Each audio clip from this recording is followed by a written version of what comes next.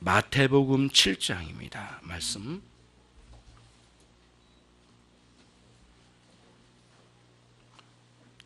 혹시 추우면 좀 표를 해 주시고요.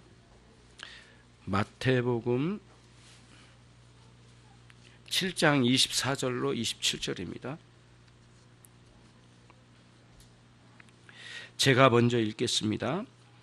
그러므로 누구든지 나의 이 말을 듣고 행하는 자는 그 집을 반석 위에 지은 지혜로운 사람 같으리니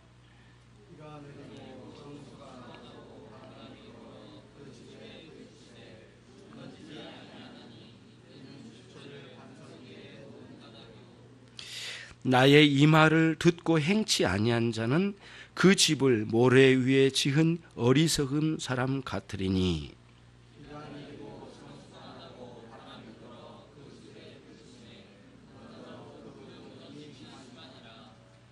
아멘.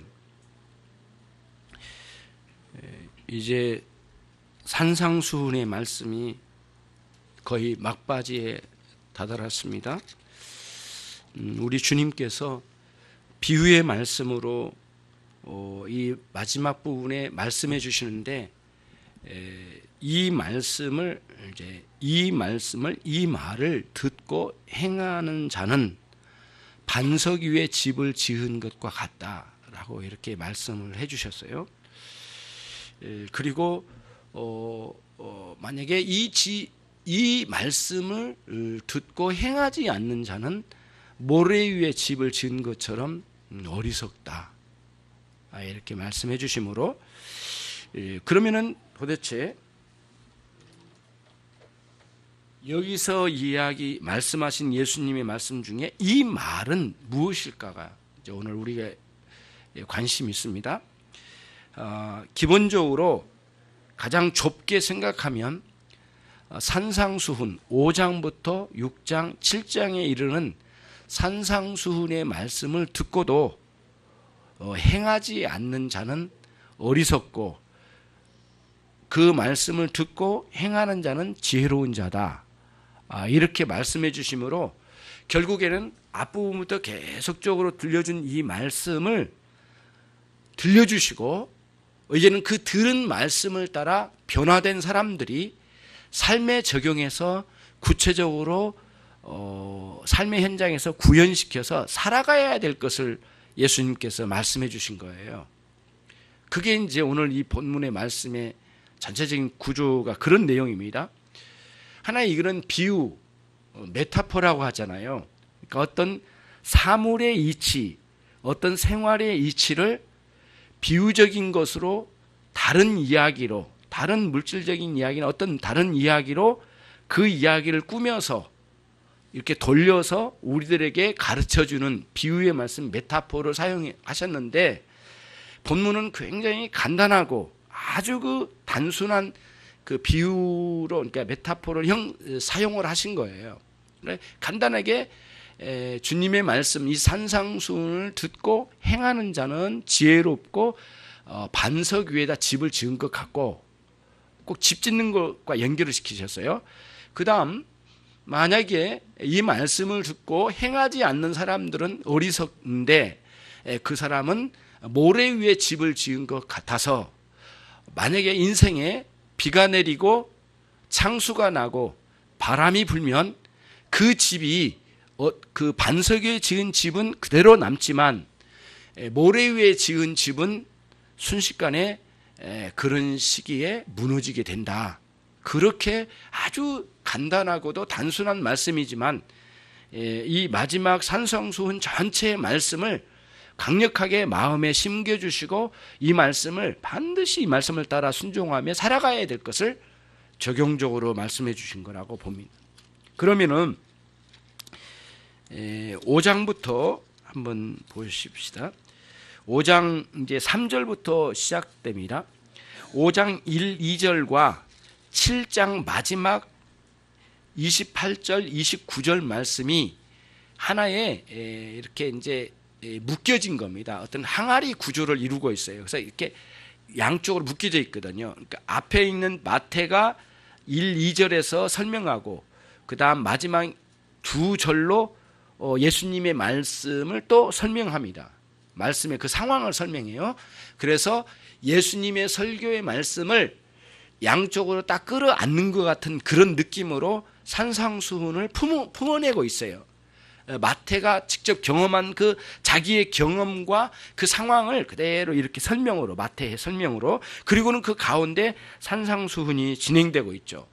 첫 번째 진행된 주님의 산상수훈의 말씀은 팔복의 말씀, 심령이 가난한 자는 복이 있나니 천국이 저희 것이며, 이리 말씀해 주셔서 천국 백성들의 특징이 뭔지, 근데 이때의 천국 백성은 천국에 가 있는 백성이 아니라 이 땅에 있는 천국의 백성을 두고 하신 말씀입니다. 그리고는 이후에 13절로 가시면 5장, 너희는 소금이라, 너희는 세상의 빛이다, 이렇게 말씀하셔서 교회의 소금이나 교회의 빛이 아니라 세상의 소금, 세상의 빛이라 말씀해 주셔서 그리스도인들이, 천국의 백성들은 이 땅에 있는 많은 사람들 가운데 등불처럼, 또는 때로는 소금과 같이 역할을 해서, 소금은 한쪽만 뿌린 게 아니라 전체적으로 뿌려져서, 골고루 뿌려져서 효과를 발휘한 것처럼 그리스도인들은 따로 몰려서 한쪽에서 살 게 아니라 모든 천국의 백성들은 이 세상에 골고루 섞여서 사람들 속에 살아가면서 그 천국의 맛을 드러내면서 천국 백성의 맛을 드러내고, 그리고 천국의 빛을 조금씩이라도 바라면서 살아가는 본분을 가지고 있다, 이거를 말씀해 주시면서 그 본분을 망각하지 말라, 이렇게 말씀을 해 주셨습니다. 그러면서 예수님께서는 이후에 17절부터 이하로 굉장히 긴 내용으로 5장 끝에까지 이제는 구약의 말씀을 이미 가지고 있는, 예수님의 산상수훈을 듣고 있는 사람들이, 그 앞에 있는 사람 누구겠어요? 이 청중이 구약의 말씀을 가지고 있는 사람들이에요. 많이 들었고 배웠고, 또 심지어는 구약의 말씀에 선생들도 와 있거든요. 그 사람들에게 주님 말씀하신 거예요. 그래서 구약의 이 계명의 10계명을 중심으로 한 말씀을 쭉 풀어내시는 거예요. 그러니까 본래의 구약의 말씀에 이러한 뜻이 있었느니라, 천국의 백성으로 이렇게 살고 있느냐, 이렇게 반문하시는 내용이에요. 6장은 아주 독특한 면이 있는데요, 큰 틀에서 보면은 6장은 두 텀으로 되어 있어요.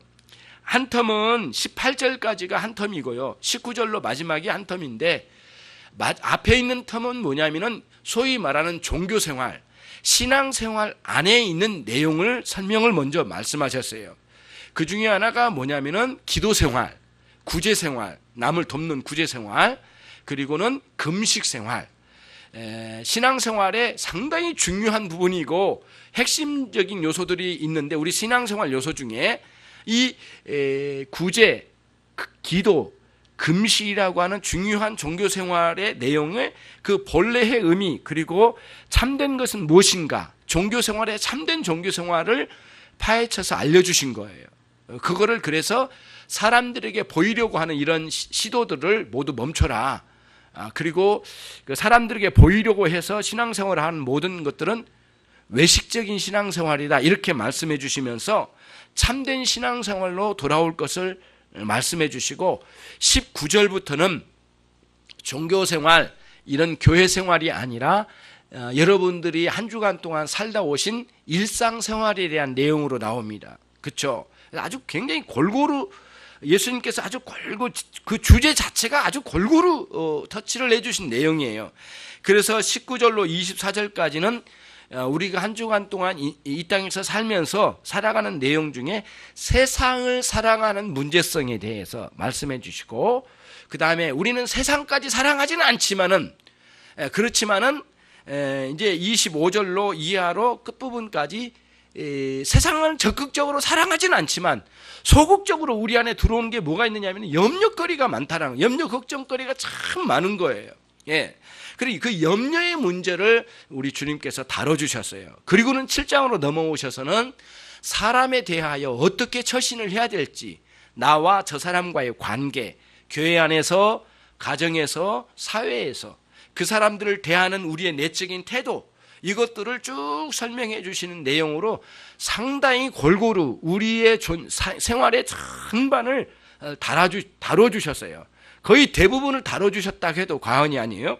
그런 내용으로 풍성히 다뤄졌는데 마태라고 하는 이 성경 기록자는 아주 독특한 면이 있습니다. 다른 기록자하고는 좀 달라요. 마태는 예수님의 가르침을 여기서 하신 말씀 저기서 하신 말씀을 모았어요. 모아가지고 한데 묶었어요.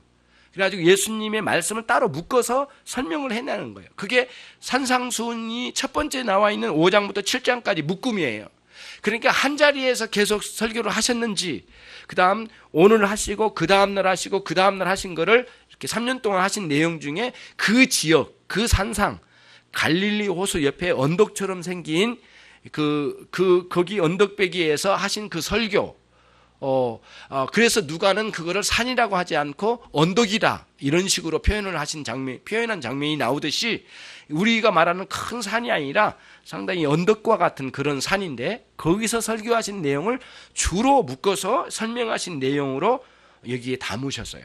그래서 이제 담았어요. 그래가지고는 한 묶음, 그 다음에 또 두 묶음, 세 번째 묶음, 네 번째, 다섯 번째 묶음으로 엮여져 있어요. 마태는 전체 28장으로 돼 있잖아요.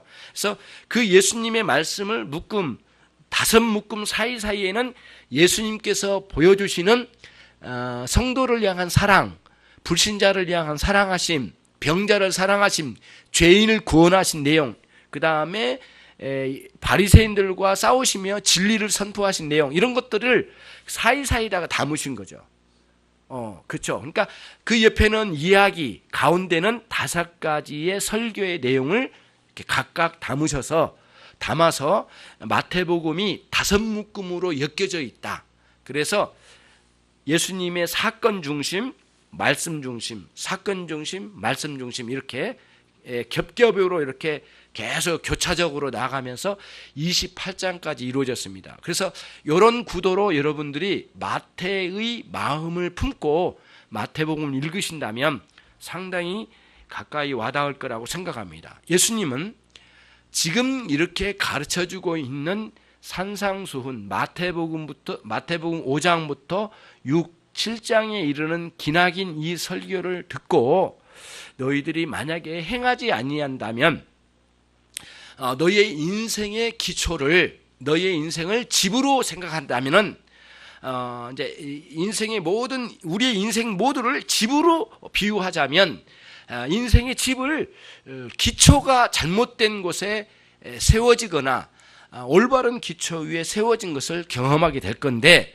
이 말씀을 지켜 행한 자는 반석 위에 지은 것 같이 집이 튼튼해서 아무리 비가 많이 내리고 홍수가 많이 내린다 할지라도, 홍수가 밀려온다 할지라도, 심지어는 큰 바람이 불어서 엄청나게 이걸 때리고 지나간다 할지라도 흔들림이 없는 그런 튼튼한 집으로 반석 위에 세워진 집이 될 거다. 그러나 만약에 여러분들이 이제 여러분과 제가 이 말씀을 듣고도 행하지 아니한다면 결국에는 이런 비가 내리고 홍수가 내려서 큰 물이 일어나고 바람이 세게 불면 이런 집이 순식간에 그 기초부터 흔들려서 완전히 무너지게 되는 날이 오게 될 거다. 그러면 너희들의 집은 어디에 지어졌냐? 이런 반문이고, 그러면 이제 여러분과 저는 그런 반문을 예수님께서 그 청중들에게 말씀하셨는데 2000년이 지난 오늘 우리에게도 동일하게 주님께서 우리에게 이 말씀을 가지고 오늘 이 시간 설교를 통해서 여러분과 제가 함께 나누게 되는 이 시간, 우리들에게도 반문을 하신 겁니다. 너희는 도대체 어떤 기초 위에 집이 지어졌느냐, 이런 반문을 하고 계신 거예요. 그러면서 이 말씀에 이런 그 비유적인 말씀이 우리들에게 아주 간단하지만 굉장히 심오하게 우리의 마음을 흔들어 깨우고 또 경각심을 갖게 하는 중요한 말씀이라고 생각이 됩니다. 그런 내용들로 이제 이루어져 있는 거죠. 먼저 안타깝긴 하지만은 우선 모래 위에 집을 지은 사람들을 한번 생각해 보도록 하겠습니다. 이 사람들은 겉으로 볼 때에는 인생이 다르게 보이질 않아요. 그러니까 그 반석 위에 지은 집이나 모래 위에 지은 집이나 겉으로 볼 때는 결코 달라 보이질 않아요. 그래서 구분하기가 좀 쉽지를 않아요. 그래서 평상시에는 그냥 똑같아요. 반석 위에 지은 집이나 모래 위에 지은 집이나 별반 다르지 않기 때문에 구별도 없고 평소에는 똑같이 진행될 거예요. 그래서 어떻게 보면은 겉보기에는 더 화려하고 더 아름다울 수도 있어요. 예, 모래 위에 지은 집이. 그렇죠. 그럴 수도 있다는 거예요. 그런데 그것은 매우 표면적인 집 짓기고, 그리고 겉으로 사람들에게 보여진 집에 있어서는 훌륭해 보일지는 모르지만은 굉장히 위험한 집일 거고, 그리고 어떤 상황이 오면은 그런 집은 무너지게 될 날이 오게 될 거란 거예요. 근데 그런 집은 좀 깊이 장기적으로 생각하지 않은 집일 거예요. 후딱 빨리 지어서 남들보다 아름답게 빨리 지어가지고 남들보다 좀 폼나는 그런 집만 지어지면 될 거 아니겠는가, 이런 생각을 하고 밑에 땅을 파가지고 깊이 큰 반석과 같은 기초를 만들 것도 없이 그냥 갖다가 그냥 이 좋은 땅 아니겠는가 하라고 기둥을 세우고, 네 등에 기둥을 세우고, 그 다음에 이제 대들보를 세워서 그 다음에 석가래를 얹어가지고 집을 지었을 거예요. 그리고는 봐라, 잘 지었다, 나는 너희들보다 더 큰 집, 그리고는 난 너희들보다는 더 빨리 집을 지었다, 이렇게. 그리고는 자랑스럽게 생각할지는 모르겠어요.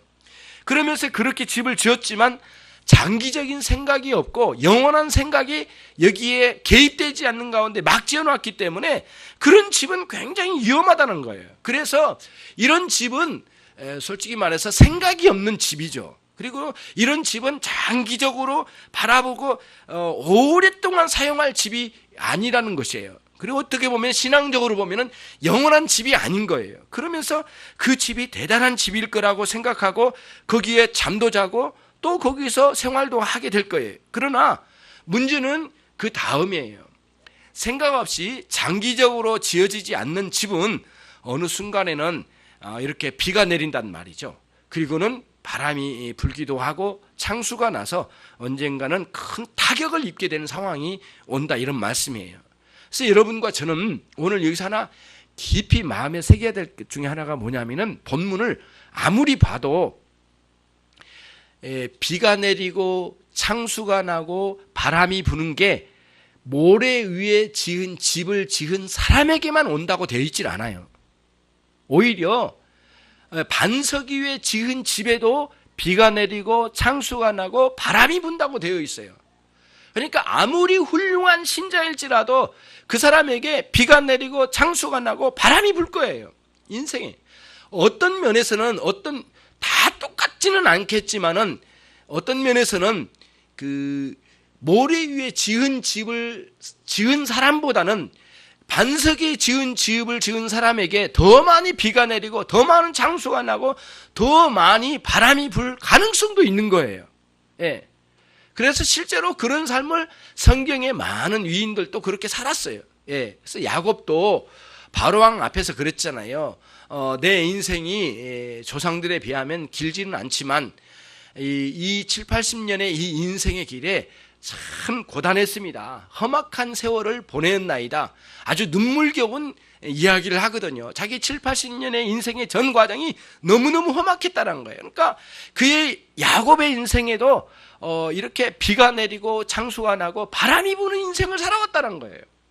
그러면서 눈물겹게 바로왕 앞에서 이야기를 하지 않습니까? 그리고는 이후에 어느 이제 한 지역을 땅을 좀 불화받아가지고 거기서 양을 기르는 그런 삶을 이어 살아가면서 이 선택받은 유대인들의 그 민족을 일궈 나가는 하나의 기초를 이루는 한 과정에 그런 고백이 있었지 않습니까? 신앙의 어느 과정에 아브라함을 보십시오. 아브라함은 단 한 번도 약속의 땅임에도 불구하고 자기 땅으로 가진 적이 없어요. 겨우 막벨라 그 땅 하나를 이렇게 조금 샀는데 그것도 원주민들이 그냥 무료로 그냥 공짜로 주겠다고 한 것을 굳이 말리고, 그렇지 않다, 나는 값을 치르겠다 해서 값을 주고 샀는데 그 값도 사실은 자기 아내를 매장하기 위한 묘지를 만들기 위한 묘지로 만드는 것 뿐이었어요. 그래서 나중에 이제 나중에 이후에 요셉이 아버지 애굽에서 야곱이 세상을 떠날 때 아버지 묘소를 거기까지 가가지고 총리가 돼가지고 큰 군사를 이끌고 큰 장례식에 어마어마한 장례식을 준비해가지고 그 시골 어찌 보면은 이 세상에서 별로 관심도 없는 그 가나안 땅에 그 막벨라 그 땅 안으로 들어가가지고 장사를 지내는 그런 장면이 나옵니다. 왜 그랬을까요? 우리는 아무도 몰라요. 알 수도 없고 믿지도 않아. 그럼 우리는 약속의 하나님, 언약의 하나님이 이 땅을 주기로 하셨다.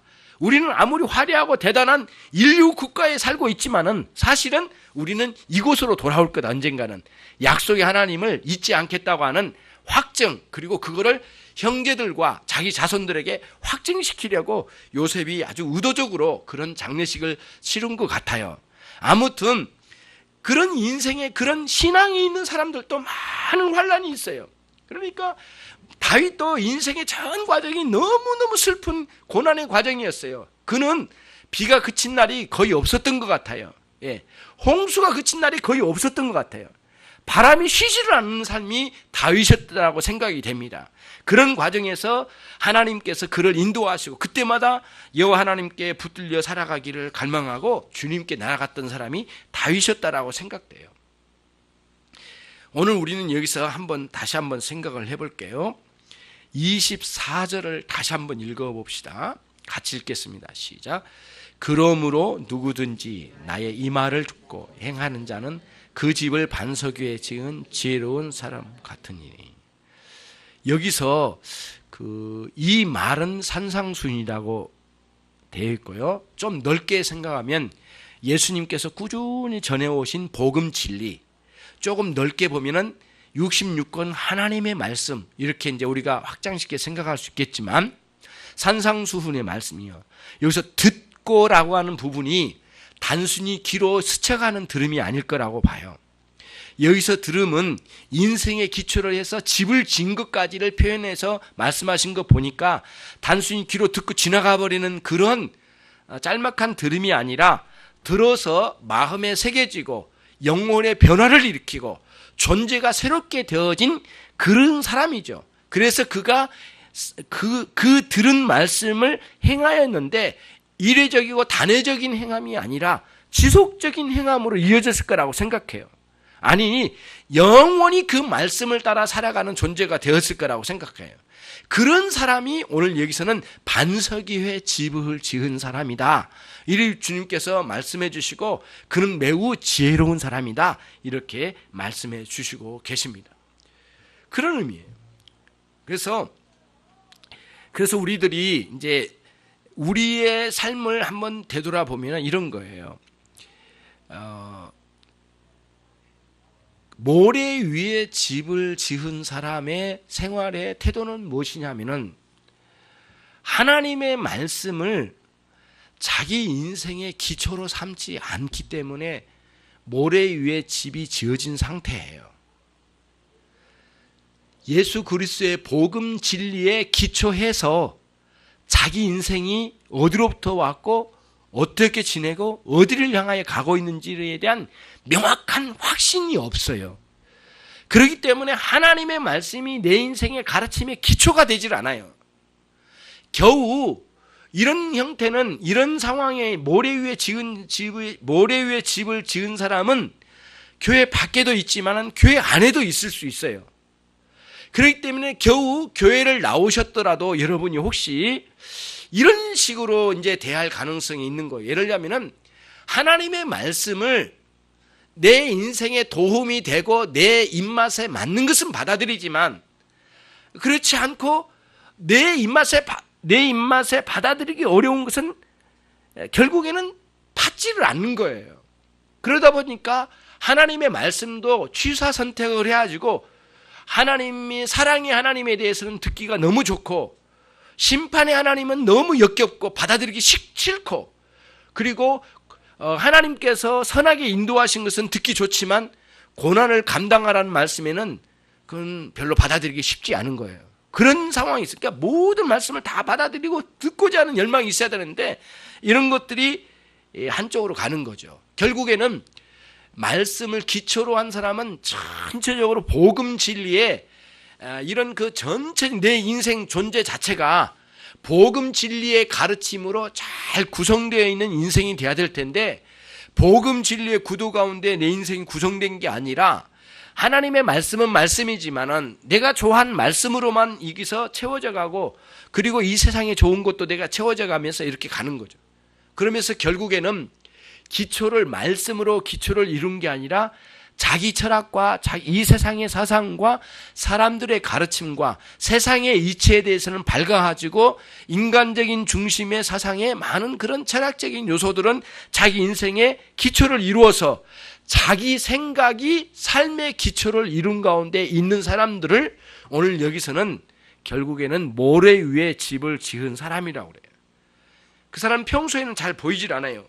교회도 출석을 잘하기 때문에 잘 드러나진 않지만 언제 문제가 일어나느냐면은 비가 올 때 문제가 돼요. 비가 와서 스며들 거 아니겠어요? 그래서 결국에는 모래 밑에 스며들면은 쉽게 허물어져 버리는 것이고 문제가 심각하지요. 이제 쓰러져 가는 거죠. 그래서 여러분과 제가 인생을 살아갈 때 내 인생의 기초를 어디 위에 세워서 집을 지을 것인가라는 깊은 생각과 그리고 장기적인 생각과 영원한 꿈을 가지고 내 인생을 세워가는데 목표를 삼아야지, 단순히 사람들이 이런 방식으로 살고 저런 방식도 살더라, 그러니 나도 이런 방식도 살아보고 이런 방식도 살아야 되겠다고 하는 방식으로는 기독교인의 집을 지을 수 없다는 사실을 다시 한번 말씀을 드릴 거예요. 그래서 오늘 잘 들어보시고 여러분들이 어떤 집을 지으며 살아야 될지를 명확하게 여러분들이 확신을 가지고 결단을 하시는 여러분 되시길 바랍니다. 그래서 하나님의 말씀에 기초에서 집을 지은 사람은 이 세상에 가지고 있는 많은 생각들과 흐름과 이 세상의 삶의 이치들이 있어요. 이런 이치의 말씀의 가르침을 전면적으로 부정하고 없앤다는 뜻이 아니에요.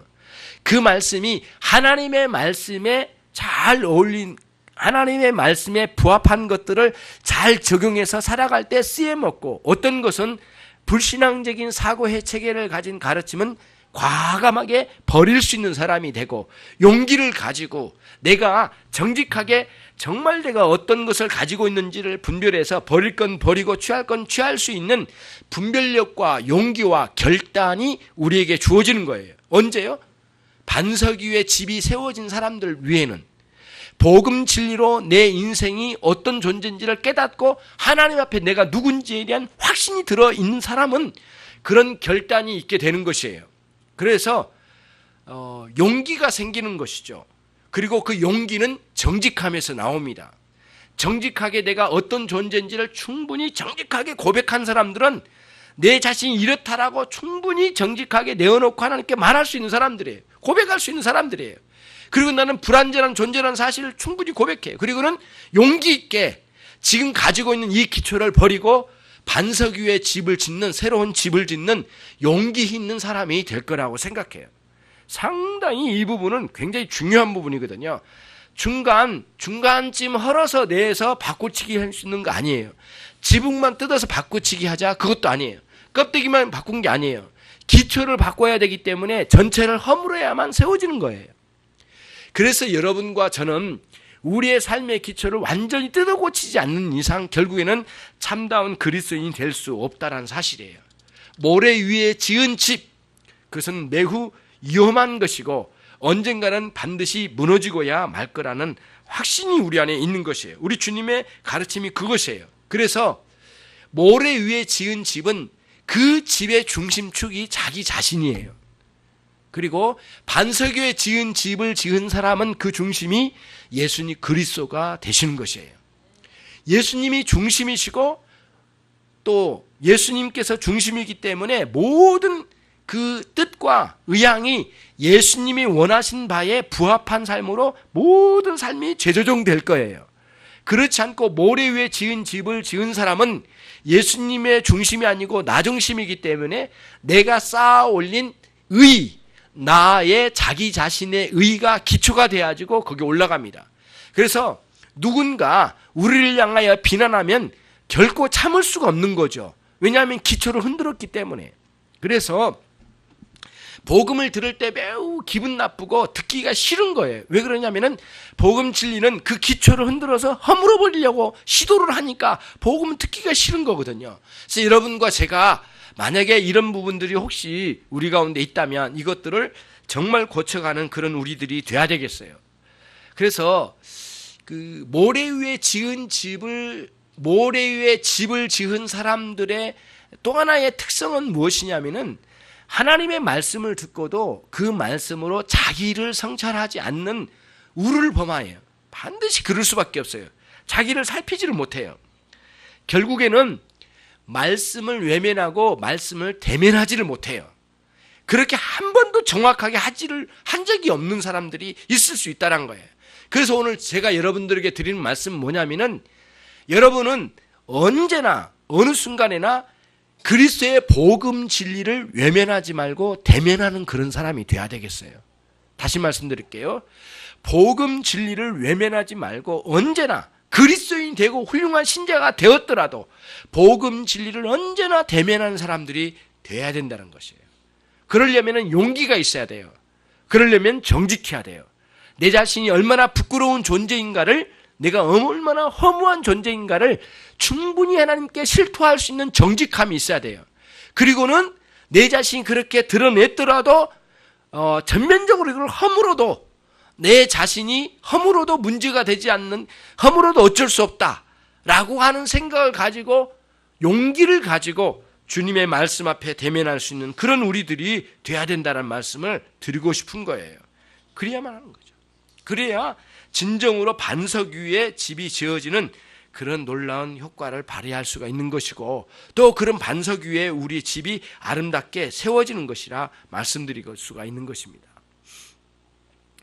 여기서 그 반석 위에 집을 지은 사람이나 모래 위에 집을 지은 사람이나 동일하게 비가 내리고 창수가 나고 바람이 분다고 주님 말씀하셨어요. 그러면 바람이 불고 창수가 나고 또 비가 내린 것은 무엇일까? 다시 한번 생각해 보면 이런 것입니다. 기본적으로 우리 생활에 많은 여러 가지 형태로 다가오는 어려움이에요. 대충 이것을 몇 가지로 묶으면 우선은 몸의 질병입니다. 질병과 같은 일들, 그 다음에 우리에게 있어서의 손실, 재산적인 손실 또는 가족을 잃어버림, 여러 가지 면에 있겠죠. 그 다음 우리가 그동안에 성공적으로 살고자 했던 많은 삶의 과정에 쌓아 올린 탑을 허물어버린 것 같은 느낌으로 다가오는 실망, 질병, 상실, 실망, 이와 같은 일들이, 대충 이런 일들이 우리에게 환난으로 다가와요. 이게 하나의 소위 말하는 비나 창수나 바람과 같은 거예요. 이런 것들이 올 때에 굉장히 많이 이제 휘둘림을 당하는 거죠. 그래서 전도하다 보면은 많은 사람들이 이런 말을 해요. 나는 어렸을 때 교회 다녔다. 나는 젊었을 때 교회를 다녔다. 지금은 교회 다니지 않는다. 라고 말하는데 그분들이 모두 어디 위에 집을 지은 사람일까요? 모래 위에 집을 지은 사람이에요. 그러니까 어떤 사람은 목회자에 의해서 시험 들었다고 한 사람이 있고, 어떤 사람은 그 교회 성도들 때문에 시험 당했다는 사람이 있고, 어떤 사람은 그냥 교회들이 하는 거 보니까 나는 그거 쓸데없다 이렇게 생각하고 교회를 나갔다는 거예요. 그래서 지금은 신앙생활 안 한다는 거예요.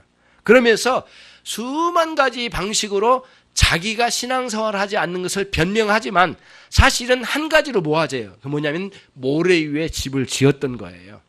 그의 신앙은 모래 위에 집을 지었던 거예요. 달리 표현할 수가 없거든요.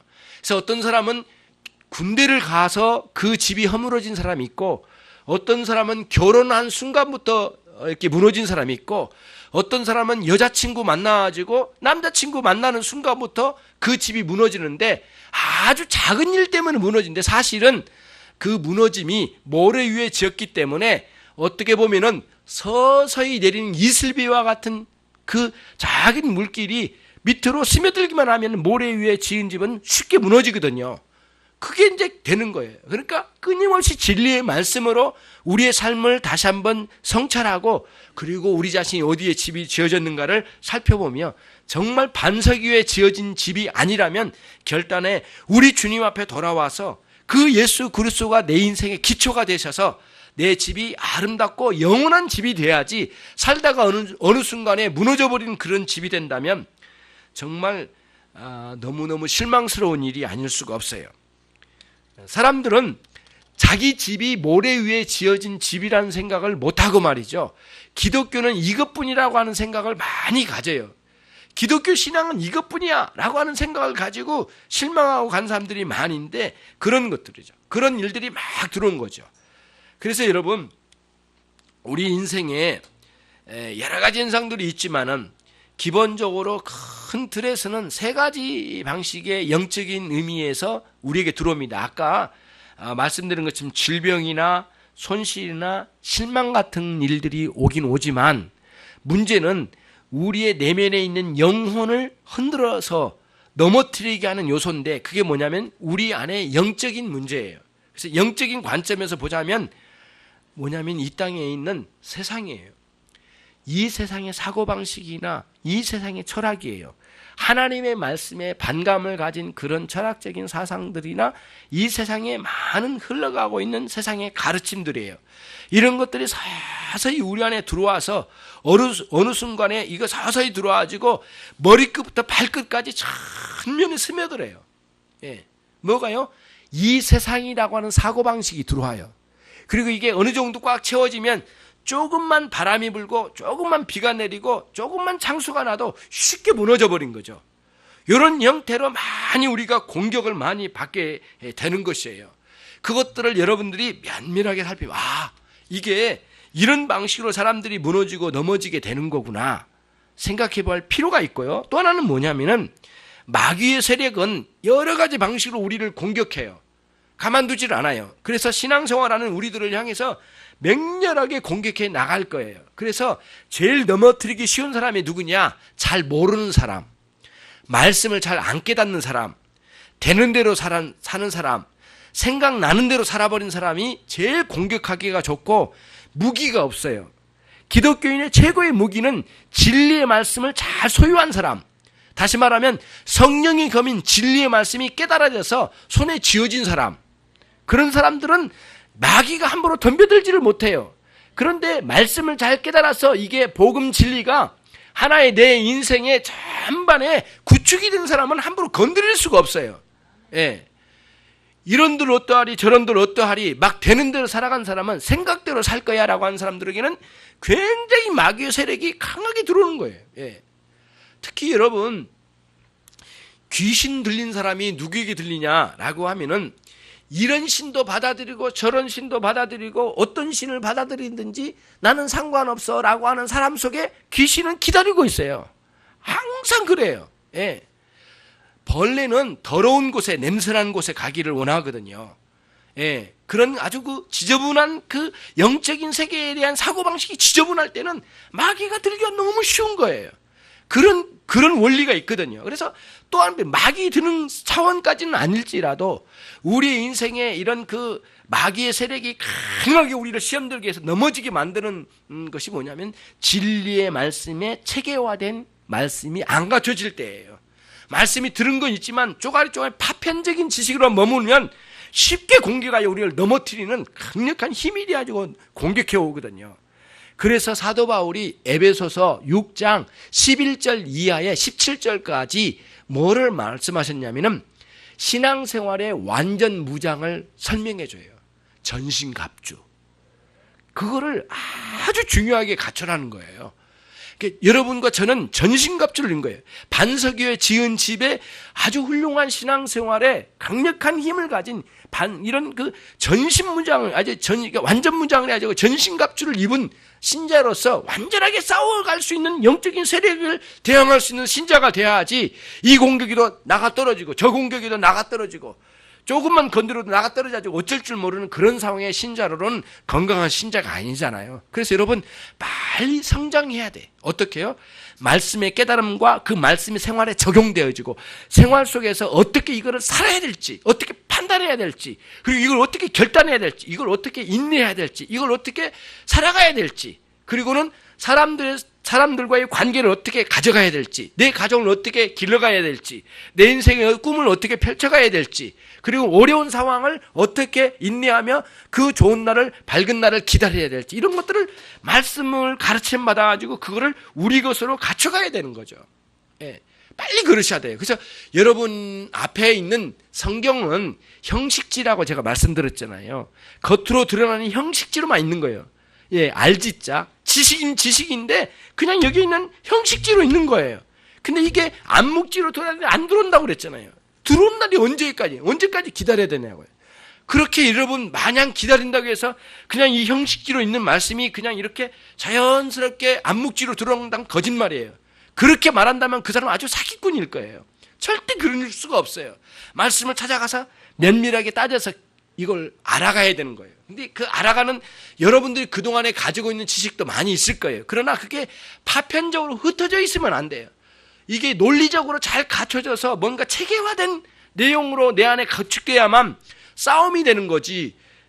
권총도 있고 뭐 대포도 있지만은 아직도 조립도 안 돼 있고, 아직도 이게 조립도 안 돼 있고, 포탄은 저쪽에 있고, 예, 포는 이쪽에 있고, 그래가지고 전쟁이 일어났는데 권총은 있는데 총알은 여기 없어. 보급관이 아직도 가지고 저쪽에 있어. 산 너머에 있어. 이러면 안 되잖아요. 다 장착이 돼가지고 조립이 돼가지고 권총이 권총답게 있고 대포가 대포답게 있어야 다 장착돼가지고 얼마든지 쏘아 하면 팍 쏠 수 있는 상황이 돼야 되는데 그게 안 갖춰지면 안 된다는 거예요. 그래서 진리의 말씀에 체계화된 진리의 말씀을 잘 구축해서 내 삶의 암묵지, 내 생활에 딱 적용되어져 있는 그 지식을 가지고 살아있는 지식, 능력 있는 지식으로 소유할 때 이것 대항해서 싸울 수 있는 그런 신자가 되어야 된다, 이런 말씀이에요. 그래서 마귀가 아무리, 악한 세상이 아무리 우리를 유혹하고 공격한다 할지라도 그게 끝까지 버텨갈 수 있는 반석 위에 지은 집으로서 세워져 있고, 또 실제로 싸워 나갈 때는 완전 군장을 이루는, 전신갑주를 이루는 그런 신자로서 살아가는 그런 여러분과 제가 돼야 된다는 사실을 말씀드리고자 하는 거예요. 언젠가는 우리 인생에 비가 내려요. 곧 가까이 아니면 상당한 시간 후에는 비가 내릴 거예요. 그리고는 창수가 나요. 그리고 바람이 불어요. 이거는 목회자도 막을 수 없고 아무리 대단한 신자도 막을 수 없어요. 그건 있어요. 누구에게나. 다 있는 거예요. 그리고 이미 그것을 지금 막고 있는 사람도 있고, 그거는 목회자나 누구나 다 동일하게 그 고난의 세월들을 다 가요. 고난이 없는 사람은 없어요. 예쁘게 옷 차려입고 예쁘게 머리 치장하고 여기 와 있지만 사실은 이 안에 쓰라린 그런 고난의 세월을 지나고 있는 사람들이 우리 중에 있어요. 그렇지 않습니까? 아무리 화려한 설교자일지라도, 아무리 대단한 목회자일지라도 그 안에는 감당하기 어려운 많은 고난이 이 안에 있는 거거든요. 이 고난이 없다면 거짓말이죠. 그 고난이 없다면 신자가 아니죠. 고난을 못 보니까 그 신자가 아니겠죠. 모든 사람이 다 그런 상황이 있어요. 이런 고난이 다 지나요. 근데 더 우리에게는 더 많은 이런 일반적인 고난과는 차원이 다른 그런 것이 하나 있어요. 그건 뭐냐면은 죽음이라는 것이에요. 여러분, 우리는 끝없이 죽음과 가까워져 가고 있어요. 죽음과 멀어질 수가 없어요. 매일 죽음과 가까워져요. 아무리 외면하려고 해도 죽음은 가까워요. 예. 지금 여러분 앞에 언젠가는 죽음이 가까이 올 거예요. 어떤 사람은 갑작스럽게 올 거고, 어떤 사람은 서서히 죽음이 내 앞에 와닿게 될 거예요. 그때도 여러분과 저는 반석에 지은 집으로서 견고하게 세워진 그리스도인으로 그 죽음을 맞이할 수 있는 사람들이 돼야 돼요. 그래서 그 집이 영원한 집이 돼야 되지, 그 육체적인 죽음이 올 때 무너져버린 집이 된다면 말도 되지 않는 거예요. 그래서는 안 돼요. 그래서 예수님께서 말씀하신 집은, 반석에 지은 집은 우리가 육체적으로 죽을 때는 다 허물어진 집이 아니에요. 영원히 지어진 집이에요. 그리고 영원한 하나님의 나라에 같이 거치할 그 집이라는 말씀이에요. 그런 의미의 영원한 집을 말씀하신 것이지, 단순히 이 땅에서 그냥 고난만 견디는 그 수준의 집이 아니라는 사실을 깨닫고, 아무리 죽음이 우리 안에 온다 할지라도 그를 대응할 수 있고, 그 죽음을 외면하지 말고, 모른다 하지 말고, 정면으로 대면해서 우리가 대항해서 우리가 그 죽음까지도 대면해서 비굴하지 않고 마지막 승리의 삶으로 살아가는 그런 여러분과 제가 되기를 주님의 이름으로 축원합니다. 이것이 오늘 이 말씀의 내용이 예수님께서 마지막 산상수훈 전체를 말씀하시고 마지막 이거를 강하게 우리에게 비유의 말씀으로 촉구하신 겁니다. 결코 여러분들이 모래 위에 지은 집이라고 생각된다면 반드시 회개하여 그리스도 앞으로 돌아오시고 반석 위에 지은 집이라면 그 집이 아름답게 잘 구성되는 그런 집으로 주님의 말씀을 따라 아름답게 살아가는 그런 삶이 되시기를 주님의 이름으로 다시 한번 축원합니다. 기도하시겠습니다. 우리 시간 함께 기도하십시다. 하나님, 저희들이 반석 위에 지은 집이 아니고 모래 위에 지은 집이라면 하나님 재검토되어지고 큰 변화가 있어야 되겠지만 또 한편 반석 위에 지은 집일지라도 정말 그리스도인다운 천국 백성다운 삶을 살게 해 주십시오. 우리 같이 함께 하나님의 은혜를 구합시다. 기도하겠습니다.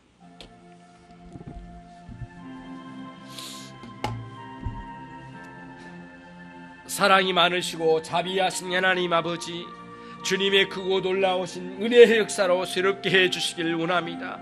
오늘 이 시간 산상수훈 천번의 말씀을 하나님 아버지 이 비유의 말씀에 담아 촉구해 주심을 감사합니다. 주님의 말씀을 듣고 진정한 변화를 받아 일생 동안 이 말씀을 따라 순종하며 사는 참된 순종을 우리에게 촉구하여 주셨사오니 하나님 아버지 흔들리지 않는 신앙으로 주님 앞에 살아가는 저희 모두가 되도록 역사해 주시길 원합니다. 진정 우리 모든 신자들이 이제 하나님 아버지 반석 위에 지은 신자로서 살아가게 해 주옵소서. 모든 교우들이 반석 위에 지은 집으로 영원한 집안에 거할 수 있도록 역사해 주시기를 간절히 원합니다. 내주 하나님 아버지 이 집 가운데 우리 주님께서 기초가 되시고 우리 집의 가장이 되시고 내 인생을 이끌어 역사해 주시기를 간절히 소원합니다. 전능하신 하나님 아버지께서 특별하게 함께 해주시고 역사해 주옵소서. 하나님 흔들어 깨워주시고 이제 어떠한 비와 바람과 창수가 난다 할지라도 하나님 흔들리지 않는 견고한 집으로 세워져 역사해 주시기를 간절히 소원합니다. 내 주 하나님께서 함께 해 주실 줄로 믿습니다. 예수 그리스도의 이름으로 기도 올리옵나이다.